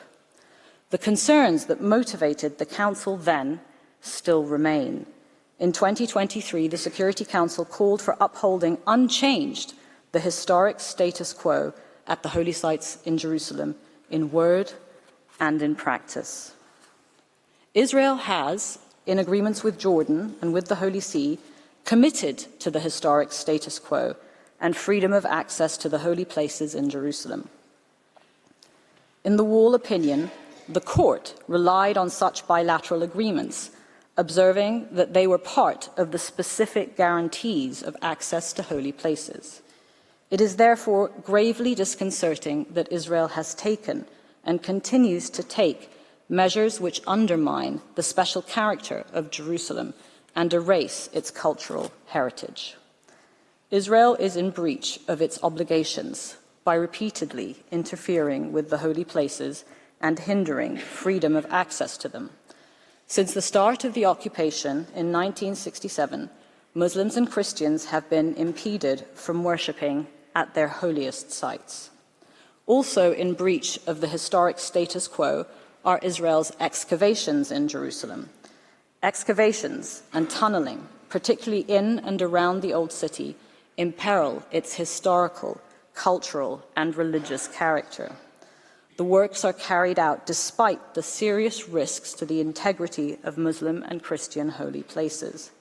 The General Assembly has determined that these acts are flagrant violations of the Fourth Geneva Convention. Turning to the question of settlements, the ring settlements in East Jerusalem contribute to the further isolation of the city from the rest of the occupied Palestinian territory. They thereby undermine the viability of East Jerusalem as the capital of an independent Palestinian state. This is fast becoming a fait accompli. Mr. President, Israel's measures to extend its administration and laws to East Jerusalem are inconsistent with the most fundamental tenets of the law of occupation and the right to self-determination. Indeed, Israel's administration of East Jerusalem constitutes annexation of territory on which the Palestinian people have the right to self-determination. International law is unequivocal in this respect. All measures by Israel that affect or aim to alter the status of East Jerusalem are null and void and have no legal effect on its status. By Resolution 478 of 1980, the Security Council affirmed that Israel's enactment of the Basic Law was a violation of international law. Resolution 478 was plainly intended to be legally binding on Israel and all UN member states. A binding determination by the Security Council to the effect that a situation is illegal must have consequences. As the Court noted in the Namibia opinion, it would be failing in the discharge of its judicial functions if it did not declare that there is an obligation to bring such a situation to an end. Israel's violations in East Jerusalem and throughout the occupied Palestinian territory threaten the viability of the two-state solution and go to the very nature of the occupation. It is in this context that I come to the legality of the occupation itself. The Security Council reaffirmed in 1980 the overriding necessity for ending the prolonged occupation of Arab territories occupied by Israel since 1967. The General Assembly has declared that the Arab territories occupied since 1967 have continued to be under illegal Israeli occupation. Israel's occupation is, as the vast majority of participants in these proceedings have recognized, illegal and must end. Israel's occupation breaches the requirement under the law of occupation that an occupation must be temporary and cannot become permanent. It is in breach of the cardinal principle enshrined in the Charter of the United Nations that the acquisition of territory by war is inadmissible. Israel's occupation, furthermore, violates peremptory norms of general international law, such as the Palestinian people's right to self-determination. Mr. President, whether the illegality of Israel's occupation is determined under general international law or under the Charter, the conclusion is the same. It is illegal. Israel's illegal acts cannot remain without consequence, which takes me to my last point. Mr. President, distinguished members of the Court, I will now address the legal consequences of the ongoing violations by Israel. I wish to draw the Court's attention to the obligations identified by the Court in the Chagos and Wall opinions. First, Israel has, inter alia, an obligation to comply with the primary obligations it has breached, an obligation to ensure cessation of those breaches, and an obligation to make reparation for the damage caused by those breaches. Let me illustrate these obligations with a few examples. This means that Israel must cease all policies and practices impeding the exercise of the Palestinian right to self-determination, and repeal all laws and regulations that aim to alter the demographic composition, character, and status of East Jerusalem. It also means that Israel must ensure freedom of access to the holy places and respect the legal and historic status quo. This means that Israel must comply with all its obligations as the occupying power in the occupied Palestinian territory in East Jerusalem, the West Bank, and the Gaza Strip. For example, Israel must bring into the Gaza Strip the necessary food and medical supplies to the Palestinian population, and it must end its siege and all practices depriving Palestinians of supplies essential to their survival. In practical terms, it must mean a ceasefire. It also means that Israel must stop its so-called evacuation orders and forcible transfers of Palestinians. It means that Israel must dismantle settlements in the occupied Palestinian territory and must prevent violence perpetrated by settlers, many of them armed, against Palestinians. And it means that Israel must put an end to its settlement activities, its confiscation of land, demolition of homes, and the transfer of new Israeli settlers to the occupied Palestinian territory. Finally, Israel must also comply with all decisions of the Security Council, in line with Article 25 of the UN Charter. This includes the binding decisions in Resolutions 478, 2334, 2712, and 2720. The UAE further submits that the erga omnes and jus cogens character of norms violated by Israel also give rise to obligations for all states. First, no state may recognize as lawful the situation resulting from Israel's unlawful conduct, nor render assistance to maintain such a situation. Second, states are under an obligation to cooperate to bring to an end Israel's serious breaches. Additionally, state parties to the Geneva Conventions must ensure respect for those conventions. These obligations may translate into different actions from one state to another. The UAE believes that diplomatic engagement and dialogue can be effective tools to encourage compliance and cessation of unlawful conduct. But where these tools fail, third states' obligations remain, as do the other instruments of the international system, including the General Assembly, the Security Council, and the court that sits in this great hall of justice. As the permanent representative of a country that has just completed its term on the Security Council, I wish to invite the court to consider the following. The obligations to cooperate and to ensure respect for international law carry implications for states in the exercise of their vote on the Security Council. Voting against or preventing the adoption of a Security Council resolution that seeks to put an end to serious breaches of international law cannot be compatible with such obligations. Israel's violations also have implications for international organizations. The organs of the United Nations can and should take all steps within their respective mandates with a view to ensuring an end to those violations. The UAE remains firmly committed to play its part in supporting the principles of international law which underpin the international system. The UAE considers that the Court's advice on the questions before it is critical. Indeed, we believe it matters for all states, large and small, who rely upon and seek to preserve our international order. The reason it matters is quite simple. The even-handed application of international law is essential if that order is to function. To allow otherwise, to permit states to pick and choose what international law to apply and when, risks destabilizing our international order. Mr. President, distinguished members of the Court, the Palestinian people have suffered for far too long under an occupation that is seemingly immune from international law. Palestinians and Israelis deserve to thrive side by side in their own independent, prosperous and secure states. This cannot happen if Israel's violations persist.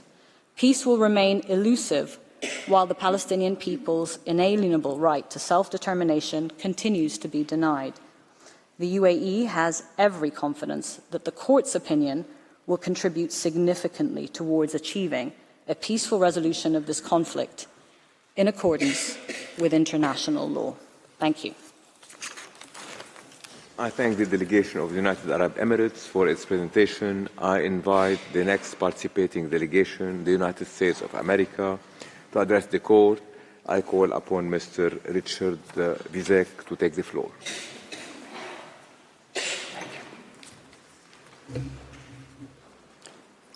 Thank you, Mr. President and members of the Court. I am honored to appear before you today on behalf of the United States of America. The Court has a serious and difficult task before it. In the time since the General Assembly first requested this advisory opinion, the international community has confronted the horror of the terrorist attacks of October 7, including the taking of hostages who have yet to be released, and the ongoing conflict between Israel and Hamas, which has had severe, widespread, and tragic consequences for Palestinian civilians in Gaza. Violence, including extremist settler violence, also surged in the West Bank. The United States, along with others, is engaging intensively with the Palestinians, with Israel, and with other states in the region and within the United Nations, not only to address the current crisis, but to get beyond where we have been, namely to advance a political settlement that will lead to a durable peace in the region that includes lasting security for Israelis and Palestinians and a path to Palestinian statehood. The Security Council and the General Assembly remain convinced that the Israelis and Palestinians must take the steps necessary to resolve their conflict and create such an enduring peace. These principal organs of the United Nations have laid out and continue to endorse the path to achieve that peace through the principles first articulated in Security Council resolutions 242 and 338. Those resolutions are the core of the established framework within which the Court should address the legal questions before it.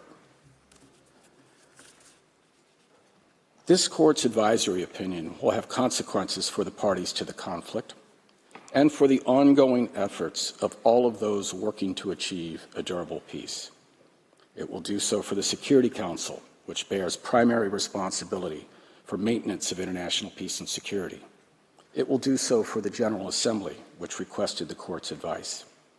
And it will do so for the other members of the international community. Throughout the tumultuous and often violent history of the Israeli-Palestinian conflict, the United Nations has been consistent in its support for the proposition that a comprehensive, just, and lasting peace requires negotiations between the parties to the conflict.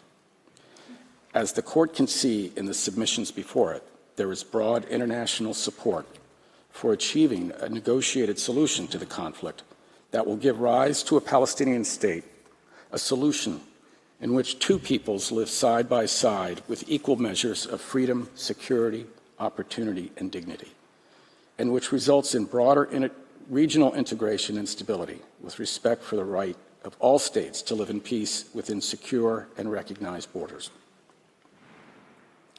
It is for these reasons that the United States encourages the Court to ensure that its opinion preserves and promotes the established framework and the prerogatives of the principal political organs of the United Nations to identify the appropriate measures to address this particular matter of international peace and security.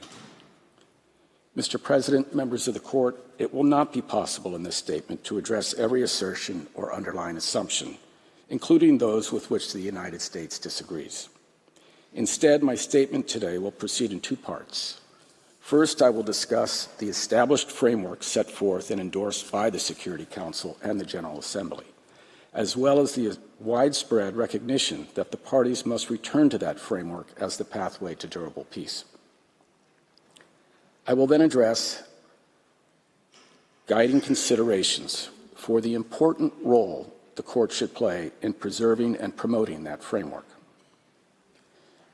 Mr. President, members of the Court, the first time the General Assembly sought this Court's advice in relation to the Israeli-Palestinian conflict, the Court recognized that, and I quote, "This tragic situation can be brought to an end only through implementation in good faith of all relevant Security Council resolutions, in particular resolutions 242 adopted in 1967 and 338 adopted in 1973. This statement remains as true today as it was then, as the Security Council, the General Assembly, and the international community have consistently affirmed, and as many of the submissions in these proceedings recognize. As set out in our written submissions, the established framework for achieving a comprehensive and enduring peace is anchored in Security Council resolutions 242 and 338. At their core, these and subsequent resolutions call for the application of two interdependent and inseparable requirements for a just and lasting peace. One is the withdrawal of forces from occupied territory, and the other is peace and security for states in the Middle East through acknowledgement of the sovereignty, territorial integrity, and political independence of every state in the area. In identifying these interdependent requirements, the Security Council decided that the withdrawal of Israeli forces relies on and is bound together with the termination of belligerency, mutual recognition and respect for the right of Israel and every other state in the region to live in peace within secure and recognized boundaries, free from threats or acts of force. This principle is referred to by both the Security Council and the General Assembly as land for peace. In the years since, these interdependent and inseparable requirements have been the organizing principle of historic peace agreements, first between Israel and Egypt, and then between Israel and Jordan. They were also adopted by Israel and the Palestinians in the Oslo Accords, though the promise of Oslo has yet to be fulfilled. The framework built upon these requirements remains the only basis for achieving a comprehensive peace in the region and between the parties. The Security Council and the General Assembly have reflected this time and again in their respective resolutions. This framework also remains the basis for ongoing U.S. efforts to facilitate a lasting peace. Earlier this month, U.S. Secretary of State Blinken traveled to the region for the 5th time since October 7 and discussed the sets of commitments that all parties would need to make. As he explained, there will be difficult choices necessary to realize the vision of the long elusive prospect of true peace and true security.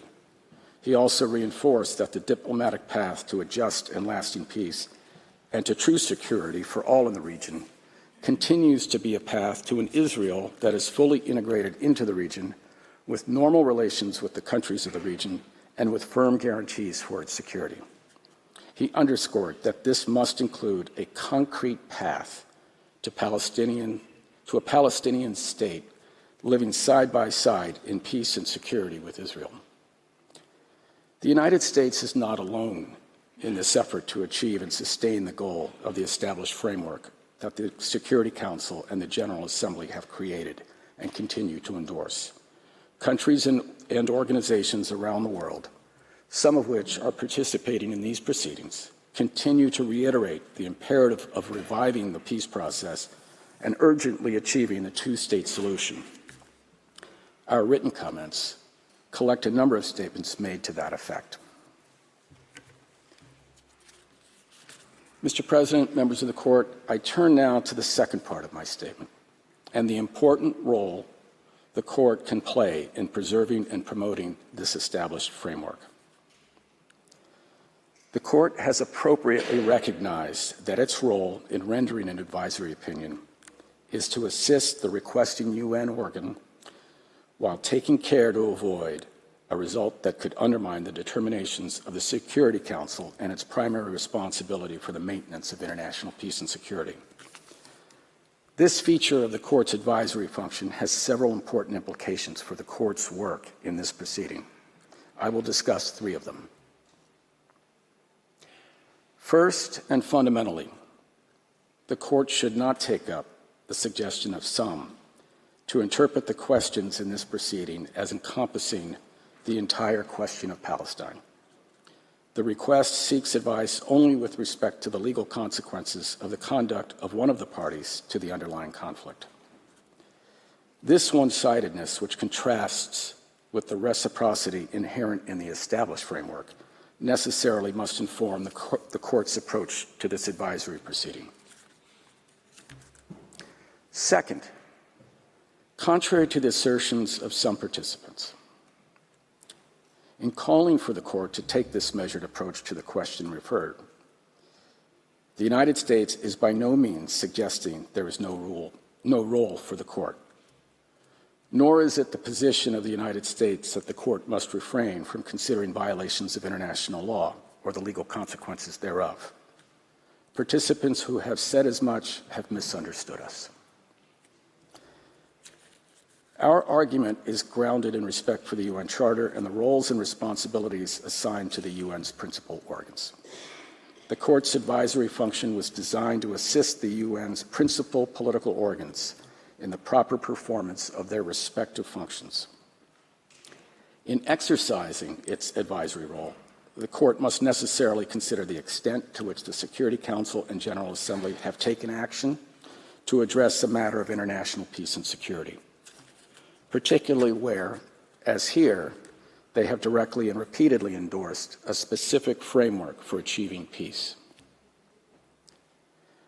None of the Security Council's resolutions have suggested altering or departing from this framework. In fact, as recently as late December, the Council, in Resolution 2720, reiterated its, and I quote, unwavering commitment to the vision of the two-state solution, where 2 democratic states, Israel and Palestine, live side by side in peace within secure and recognized borders, consistent with international law and relevant UN resolutions, end quote. And at around the same time, the General Assembly likewise stressed in Resolution 78/192, quote, the urgency of achieving without delay an end to the Israeli occupation that began in 1967 and a just, lasting, and comprehensive peace settlement between the Palestinian and Israeli sides, based on the relevant resolutions of the United Nations, the Madrid Terms of Reference, including the Principles of Land for Peace, the Arab Peace Initiative, and the Quartet Roadmap to a permanent two-state solution to the Israeli-Palestinian conflict. International law has a central and important role to play here. Within the established framework, the Security Council itself, including in recent resolutions 2172 and 2720, has demanded that all parties comply with their obligations under international law, including international humanitarian law. And within the framework, the Council has also sought to remove obstacles to the achievement of a two-state solution, including the establishment of civilian settlements, destruction of infrastructure, demolition of homes, and the failure to prevent acts of terrorism. The Council has likewise emphasized that the parties should be held to their commitments. For example, Security Council Resolution 1850 notes the irreversibility of the bilateral negotiations between the parties and urges, and I quote, an intensification of diplomatic efforts to foster in parallel with progress in the bilateral process, mutual recognition and peaceful coexistence between all states in the region in the context of achieving a comprehensive, just, and lasting peace in the Middle East.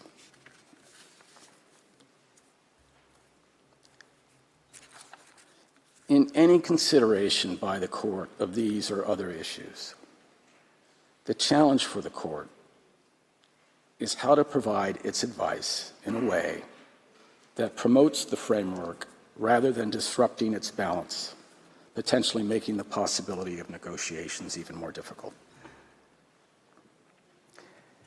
In this regard, it would not, as some participants suggest, be conducive to achievement of the established framework to issue an opinion that calls for a unilateral, immediate, and unconditional withdrawal by Israel that does not account for Israel's legitimate security needs.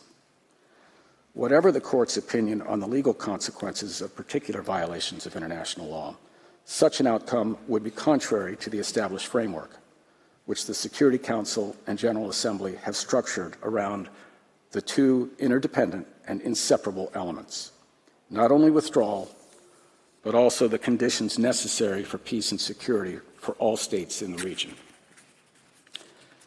An enduring peace requires progress on both of these balanced elements.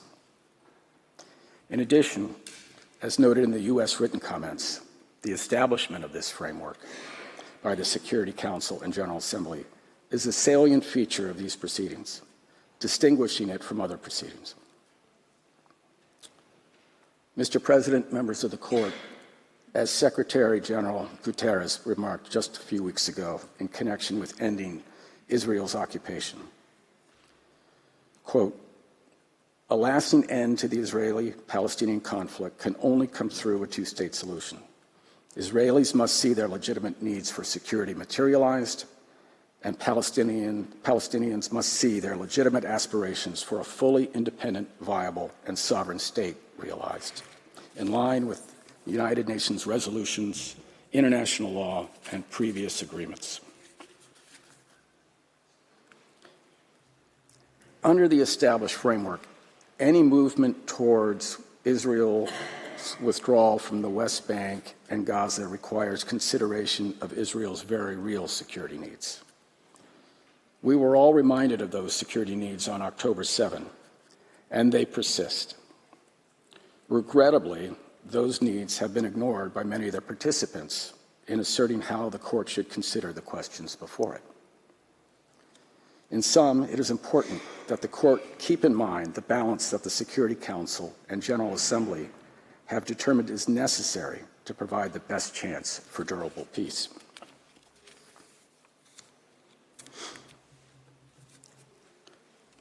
Mr. President, members of the Court, I turn now to my third point. In carefully considering how its advice might best support progress within the established framework, the Court should not deviate from longstanding principles of international law, including with respect to the law of belligerent occupation. As set out in the written submissions of the United States, international law does not provide for an occupation itself to be rendered unlawful or void, based either on its duration or on any violations of occupation law. Under international humanitarian law, a belligerent occupation is established when the customary international law standard reflected in Article 42 of the Hague IV regulations is satisfied. The fact of an occupation is the basis for the occupying power to exercise its authority over occupied territory. The fact of an occupation is also the basis for the application of the legal rights and duties applicable to an occupying power. For example, the Fourth Geneva Convention prohibits an occupying power from transferring parts of its own civilian population into territory it occupies. Even if an occupying power violates such a prohibition, as has been argued in this proceeding and as the Court found in construction of a wall, the legal status of the occupation would not change as a consequence, because the occupation continues in fact. Importantly, this means that the protections of occupation law, including its protections for civilians, would continue to apply. We were surprised to hear that some have questioned in this proceeding the U.S. position on the illegality of acquisition of territory by the use of force. We have repeatedly stated our strong opposition to any unilateral attempts to change the peacefully established status of territories by force or coercion anywhere in the world, and have reaffirmed that the acquisition of territory by force is prohibited. And as our written statement made clear, in reference to this and other situations, the Security Council and the General Assembly have declared that any actions to change the status of occupied territory are null and void and do not affect the continued application of the Fourth Geneva Convention. With respect to duration, international law does not impose specific time limits on an occupation. That said, belligerent occupation is a temporary measure for administering territory under the control of belligerent armed forces. A few days ago at the Munich Security Conference, Secretary Blinken emphasized that it is more urgent than ever to proceed to a Palestinian state, one that also ensures the security of Israel and makes the necessary commitments to do so. In light of these considerations, the Court should not find that Israel is legally obligated to immediately and unconditionally withdraw from occupied territory. The Court can address the questions before it within the established framework based on the Land for Peace principle and within the parameters of established principles of occupation law. Mr. President, members of the Court, as I said at the outset, you have a difficult task before you.